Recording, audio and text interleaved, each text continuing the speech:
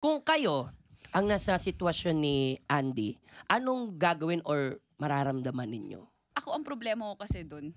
Bakit kailangan... Yes, ako yung apektado. Hindi ko gets kasi. Andy, bakit ikaw ba yan? Oo, Oo. teka, sandali lang. Si Ashley ka. Ashley pala, Ashley. Ashley. Ito hindi naman sa nakikiso. Hindi nakikiso! Kaya nang laging opening line ng chismosa. Ano lang naman. Ang akin lang naman. Oo. Pero ito, saga ng akin. Oo. Yun nga, tattoo. Bakit? Kasi forever nga siya, 'di ba, sa balat. Ano yung point mo doon? Bakit ganun ba ka-importante magpa-tattoo? Tapos yung timing pa na after nila mag-away according to Andy. So, doon pa lang medyo, anong meron? Tsaka it's a type of tattoo na buti sana kung smiley face Yung or something meaning, na no? wala na yung pwede mong imbentohin yung meaning nun. Pero 224. Which is today, tomorrow, forever. Ang galing mo naman. Parang masyado namang ang sweet. Oo. Para ano to, as a friend?